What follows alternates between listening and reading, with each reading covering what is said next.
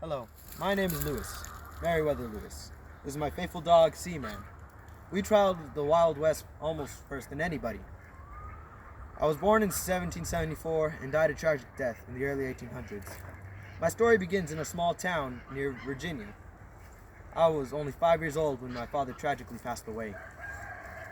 My mother married soon after that, and we moved to Georgia. I love being outdoors, being in wildlife, hunting. Seaman here was great for hunting squirrels and rabbits, so I would stay overnight and eat with him sometimes. When I was 13, suddenly my stepfather also died, so we moved back to Virginia, where we still had a small plantation, and I took care of it almost all by myself.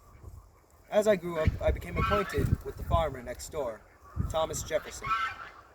We both loved hunting and the outdoors so much we became good friends. Once he became president, he asked me to be his secretary, and of course I accepted.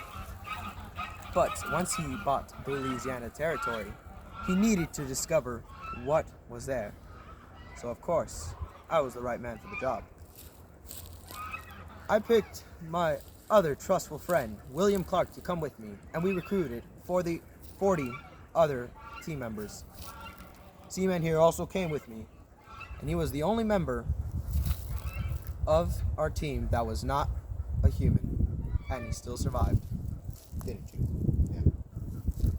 Tragically, on our way, we did lose one person. He died of a burst appendix.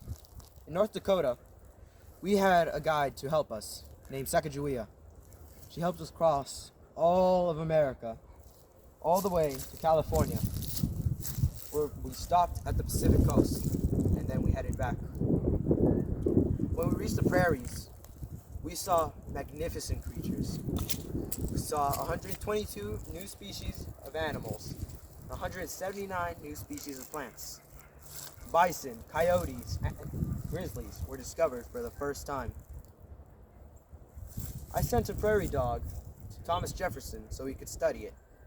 And food was scarce, so sometimes we would eat a few of them, and bison.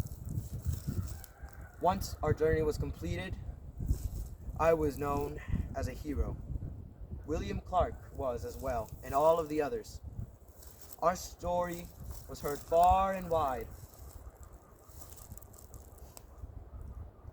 But suddenly, once Thomas Jefferson asked me to be the Louisiana governor, things took a turn for the worst.